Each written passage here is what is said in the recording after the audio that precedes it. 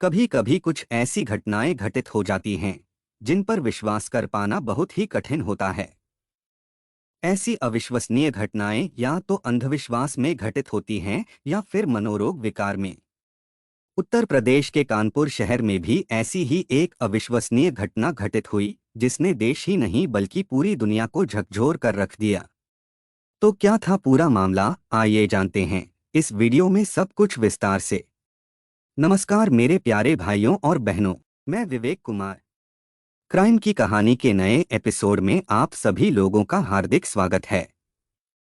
कहानी में आगे बढ़ने से पहले कृपया क्राइम की कहानी चैनल को सब्सक्राइब कर बेल आइकन जरूर दबा लें ताकि मेरे हर वीडियो का नोटिफिकेशन आपको मिलता रहे। तो चलिए आज की कहानी शुरू करते हैं।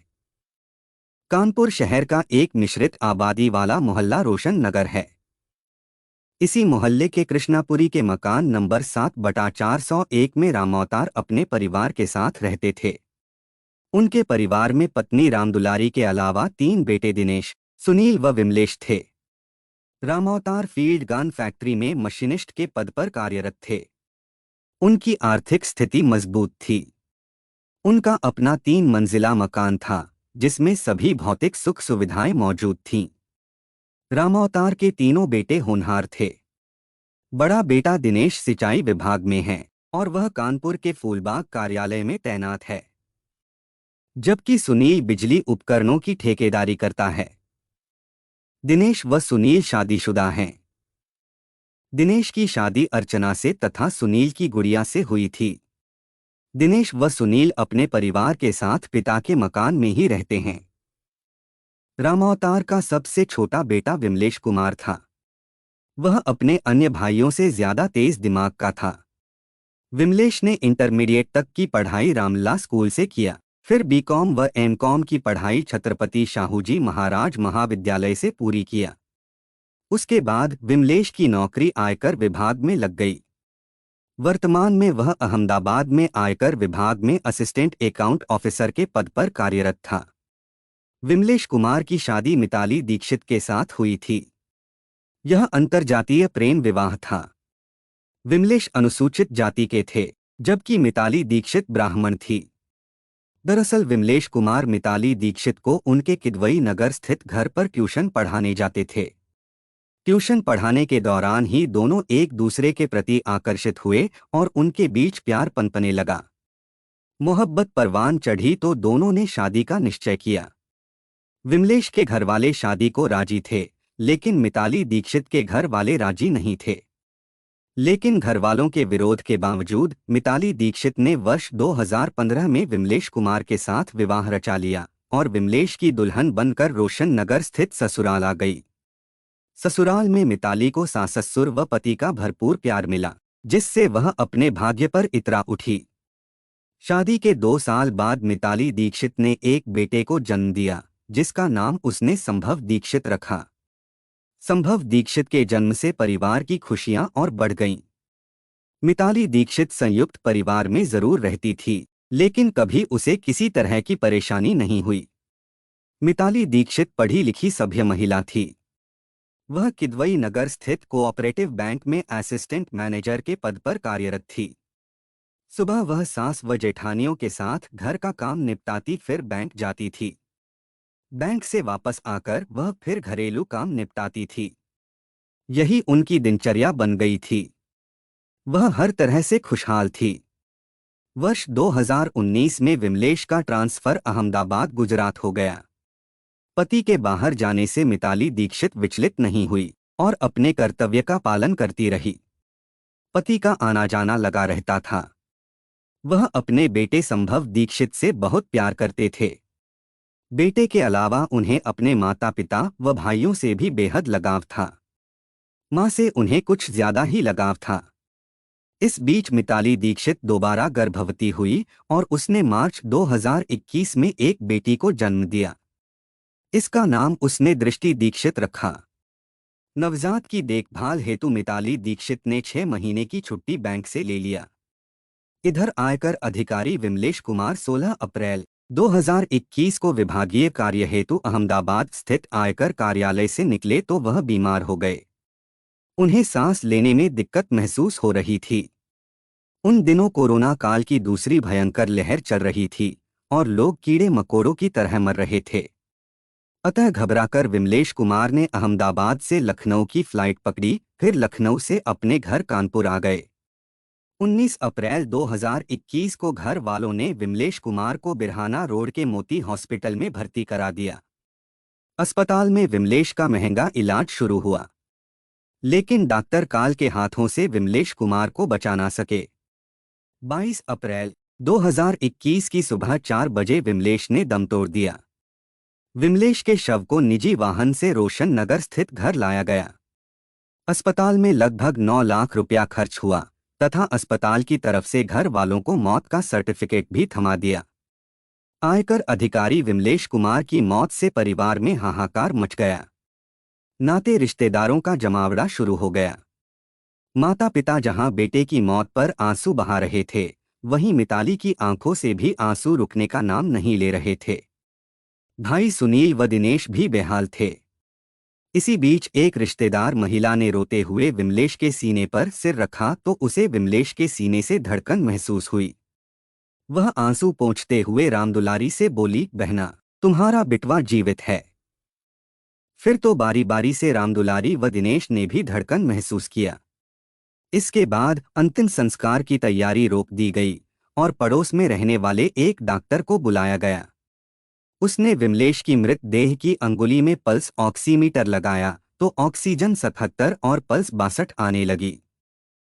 उसे देख मौत का सर्टिफिकेट हाथ में थामने के बावजूद घर वालों ने विमलेश को जीवित मान लिया। इसके बाद सभी अपने घरों को चले गए। परिवार की आर्थिक स्थिति मजबूत थी, इसलिए परिवार के लोग विमलेश कुमार को तुरंत पनेशिया, केएमसी, फॉर्च्यून व सिटी हॉस्पिटल ले गए। लेकिन सभी आरटीपीसीआर रिपोर्ट मांग रहे थे।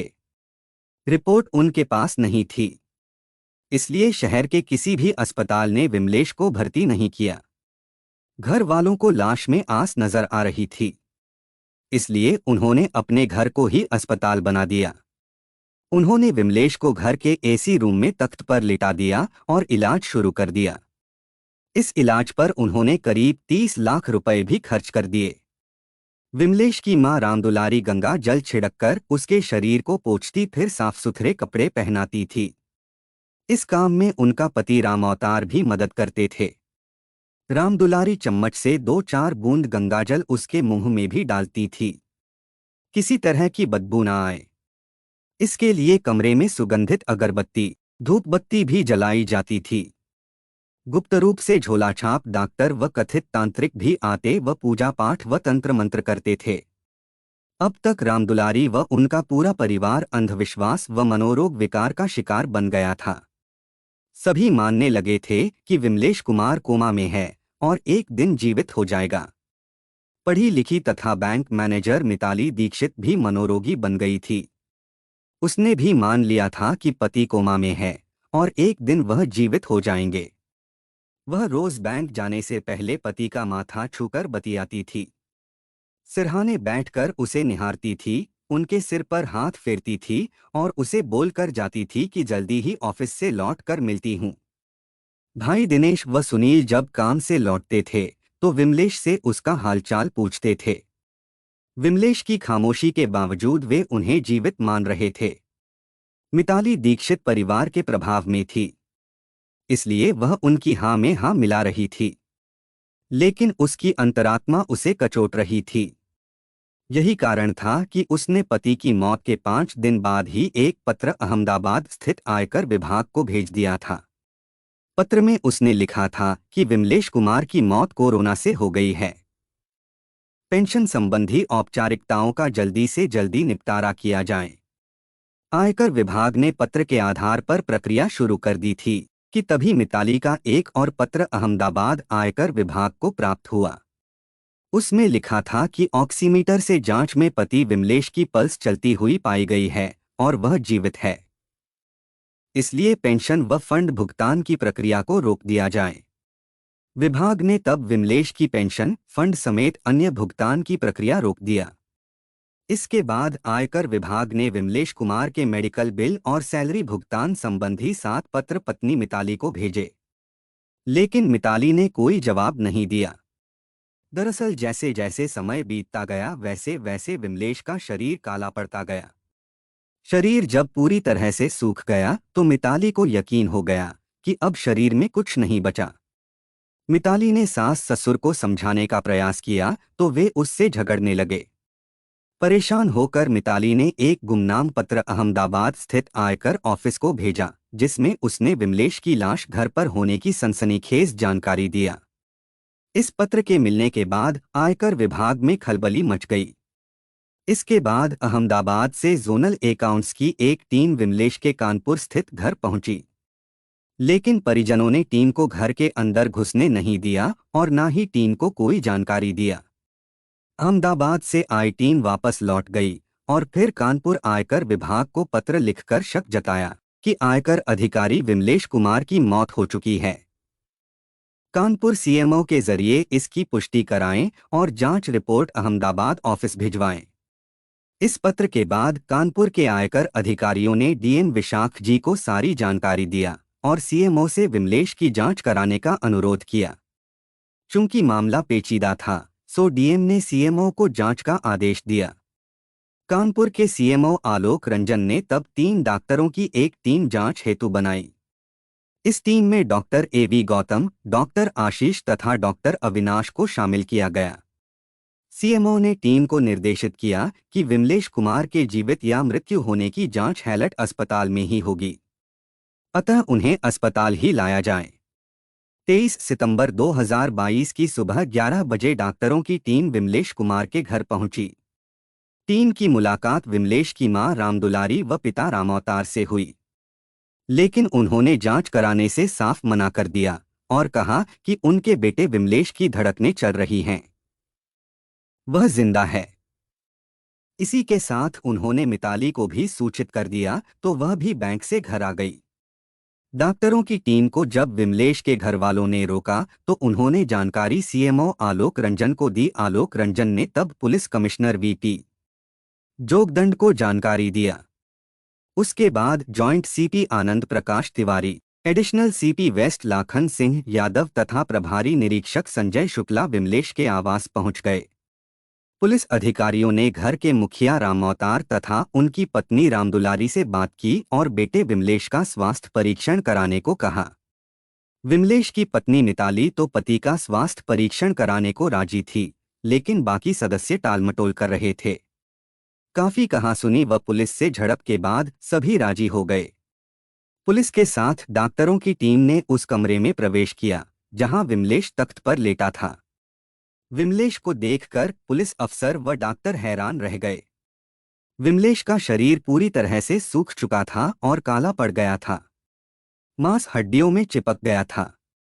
लेकिन डॉक्टर व पुलिस अफसर इस बात से हैरान थे कि कमरे से किसी प्रकार की बदबू नहीं आ रही थी और न ही उसके शव से। डॉक्टरों की टीम ने जांच कर घर वालों को बताया कि विमलेश की मौत हो चुकी है। वह भ्रम न पालें कि वह जिंदा है। इस पर परिवार वाले डॉक्टरों से भिड़ गए और जांच को गलत ठहराने लगे। उसके बाद विमलेश कुमार के शव को हैलट अस्पताल लाया गया और परिवार वालों के सामने ईसीजी किया गया। रिपोर्ट में सीधी लकीर दिख रही थी, फिर भी परिवार के लोग संदेह जताते रहे। परिवार के लोग विमलेश के शव का पोस्टमार्टम नहीं कराना चाहते थे।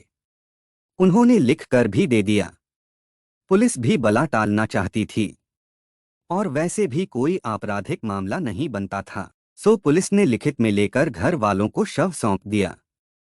इसके बाद घर वालों ने शव का अंतिम संस्कार भैरव घाट पर कर दिया।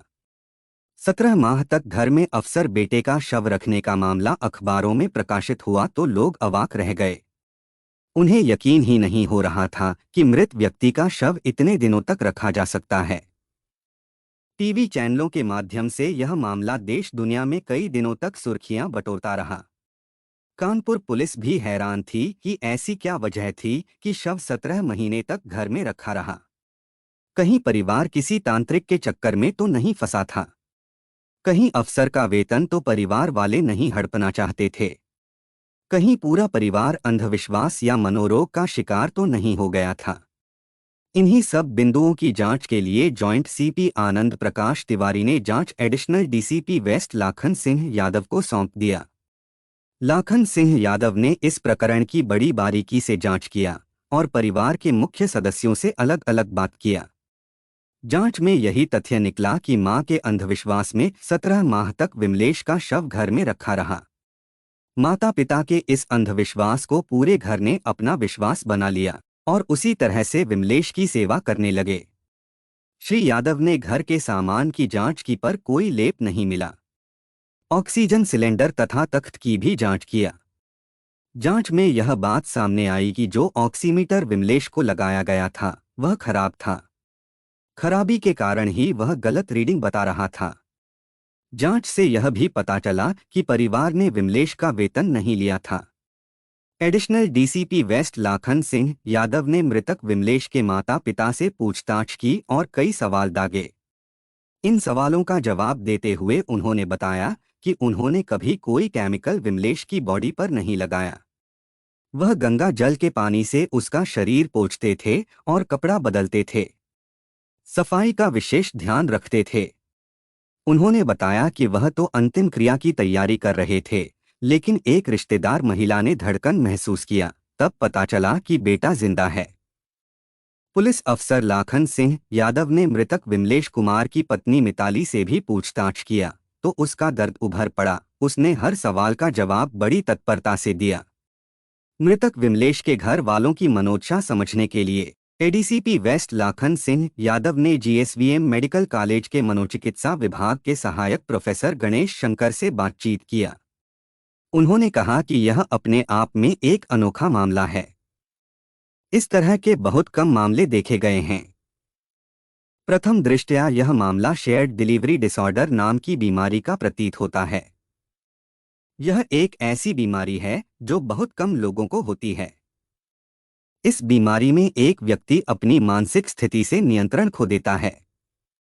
वह अन्य लोगों को भी इसके प्रभाव में ले लेता है, जिससे वे लोग भी उसी बात पर भरोसा कर लेते हैं जिसका सच्चाई से दूर दूर तक नाता नहीं होता है। उनका मानना है कि मृतक विमलेश का परिवार भी इसी बीमारी से ग्रसित था। बहरहाल कहानी संकलन तक एडिशनल डीसीपी वेस्ट ने अपनी जांच report joint CP Anand Prakash Tiwari को सौंप दी थी। इसके अलावा सीएमओ आलोक रंजन ने भी विमलेश की मौत हो जाने की जांच रिपोर्ट अहमदाबाद के आयकर विभाग को भेज दिया। मृतक विमलेश के परिवार वालों ने भी सच्चाई को स्वीकार कर लिया है। फिर भी स्वास्थ्य विभाग की टीम परिवार की निगरानी में जुटी है। यह सच्चाई है कि जिंदगी का अंतिम पड़ाव मौत है, लेकिन भावनाओं और बेइंतहा प्रेम का मर्म कभी कभार इस सच से 2 कदम आगे निकलता दिखाई देता है। कानपुर में 17 महीने पति का शव रखे रहना इसी का एक जीता जागता उदाहरण है। सरकारी बैंक में बड़े पद पर तैनात इस महिला को न पति के पैसों का लालच था और न संपत्ति की चाहत थी। बस थी तो बेपनाह मोहब्बत जो एक तरह के मनोविकार का रूप ले चुकी थी। इसमें जो हम सोचते हैं वैसा ही देखते हैं। इस तरह के कई मामले देश दुनिया में मिले हैं। मेरठ में 25 दिनों तक डॉक्टर की लाश के साथ सोता रहा भाई। कानपुर में 1.5 साल मृतक के साथ रहने जैसी घटना मेरठ में भी घट चुकी है। करीब 8 साल पहले भाई की मौत के बाद उसका छोटा भाई लाश के साथ 25 दिनों तक सोता रहा। मेरठ शास्त्री नगर निवासी डॉक्टर हरीश बगई की मौत अगस्त 2014 में हो गई थी। मौत के बाद उसके छोटे भाई ने उसका अंतिम संस्कार नहीं किया और लाश के साथ ही घर में सोता रहा। उसने घर से निकलना बंद कर दिया और दुर्गंध बाहर ना जाए, इसलिए खिड़की दरवाजा बंद कर कई तरह के इत्र का छिड़काव करता रहा। कई दिन गुजरने के बाद लाश सड़ने लगी और दुर्गंध आसपास के घरों तक पहुंचने लगी, तब पुलिस से शिकायत की गई। पुलिस ने भाई को समझाकर किसी तरह शव को पोस्टमार्टम के लिए भेजा। मिर्जापुर में 20 दिन बेटी के शव से बात करता रहा पिता। जनवरी 2019 में मिर्जापुर में एक रिटायर इंस्पेक्टर दिलावर हुसैन सिद्दीकी ने अपनी बेटी की मौत के बाद उसके शव को 1 महीने तक घर में छिपाकर रखा था। माता पिता मानते थे कि वह जिंदा है। 20 दिनों तक उसके शव को वो घर में रखे रहे। दोनों शव से बातें किया करते थे। उधर से आवाज नहीं आती थी तो सोचते थे कि वो बीमार है और जल्दी ही ठीक हो जाएगी।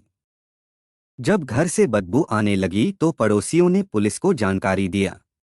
जब पुलिस घर के अंदर पहुंची तो लड़की का शव कमरे के फर्श पर पड़ा हुआ था, जो पूरी तरह से गल चुका था। सिर्फ हड्डियां ही बची हुई थीं। पुलिस ने केस दर्ज नहीं किया और बताया कि दंपति मानसिक बीमारी से जूझ रहे हैं। प्रयागराज में 5 दिन तक बेटी का शव रखे रहे परिजन। जनवरी 2022 में प्रयागराज स्थित करछना थाना क्षेत्र के डीहा गांव में अभयराज यादव की 18 साल की बेटी की मौत हो गई। लेकिन परिजन 5 दिनों तक उसका अंतिम संस्कार करने की बजाय उसे तंत्र मंत्र से जिंदा करने की कोशिश करते रहे। उनका मानना था कि कोई देवी आएगी और उनकी बेटी को जिंदा कर देगी। जब घर से तेज बदबू आने लगी तो आसपास के लोगों ने पुलिस को बताया। पुलिस घर पहुंची तब मामले का खुलासा हुआ और जबरन शव का अंतिम संस्कार कराया जा सका। झारखंड में पिता का शव 6 माह रखा। झारखंड के गिरिडीह शहर में प्रशांत नाम का एक शख्स 6 महीने तक अपने पिता विश्वनाथ की लाश के साथ कमरे में रहता रहा। वो अपने पिता को जिंदा करने की तमाम कोशिशें करता रहा। काफी बदबू आने पर पड़ोसियों को शक हुआ, तब मामला खुल सका। मृतक की पत्नी ने बताया कि प्रशांत अपने पिता से बहुत प्यार करता था। वो बार बार कहता था कि वह अपने पिता को जीवित कर देगा। उसे डर था कि बेटा भी कहीं आत्महत्या न कर ले, इसलिए उसने भी पति की यह बात छिपाए रखी। तमिलनाडु में 20 दिन तक मां के शव के साथ रहे बच्चे। जनवरी 2021 में तमिलनाडु के डिंडीगुल में भी एक भयावह घटना घटी थी। यहाँ 2 बच्चों की मां इंदिरा की मौत हो गई तो बच्चे शव को रखकर इसी उम्मीद में इंतजार करते रहे कि भगवान उसकी आत्मा को वापस कर देंगे।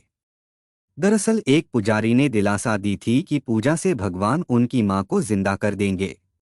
सबसे बड़ी बात तो यह थी कि मृतक महिला यहीं पर एक थाने में हेड कांस्टेबल थी।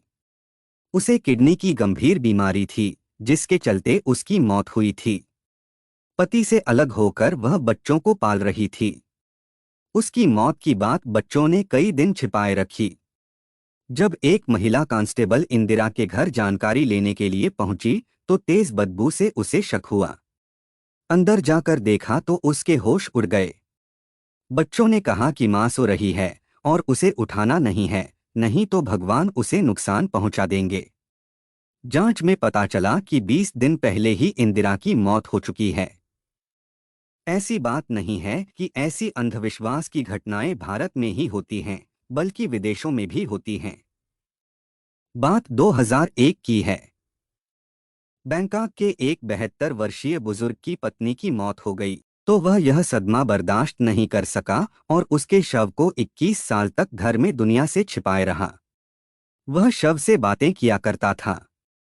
उसके 2 बेटे उसे समझाते रहे लेकिन वो यही मानता रहा कि उसकी पत्नी जिंदा है, इसलिए बेटे उसे छोड़कर चले गए। वह डेड बॉडी के साथ ही रहा करता था। बॉडी को अपने घर में स्टोर रूम में एक कॉफिन के अंदर रखा हुआ था। 21 साल बाद जब वह काफी बीमार हुआ तब उसे चिंता हुई कि अगर वह मर गया तो उसकी पत्नी का अंतिम संस्कार कौन करेगा। तब जाकर उसने खुद ये बात लोगों को बताई और एक फाउंडेशन ने अंतिम संस्कार कराया। उस समय भी वह फूट फूट कर रो रहा था। लंदन में मां की लाश के साथ 3 साल रही बेटी। लंदन के बुरकलिन की रहने वाली 28 साल की चावा स्टर्न अपनी मां सुसी रोसेंथल की लाश के साथ पूरे 3 साल तक एक घर में रही। उसने अपनी मां की लाश को घर की रसोई में बोरों पर सजाकर रखा था। समझा जाता है कि रात को वह अपनी कुर्सी घसीटकर अपनी मां के पास ले जाकर वहीं सोया करती थी। इतने सालों तक एक लाश को घर में रखने के बाद भी किसी को भी इसकी कानो कान भनक तक नहीं पड़ी, लेकिन एक दिन पड़ोस में काम करने वाले एक नौकर को लाश की सड़ांध आ ही गई। उसने तुरंत ही पुलिस में इस बात की खबर कर दी। तब यह मामला खुला। कहानी को लास्ट तक सुनने के लिए आपका धन्यवाद। इस कहानी के बारे में अपनी राय कमेंट करके ज़रूर बताइएगा और ऐसी ही अपराध की सच्ची कहानियों के लिए हमारे चैनल क्राइम की कहानी को सब्सक्राइब कर लीजिए। कहानी को लाइक और शेयर ज़रूर करें। धन्यवाद।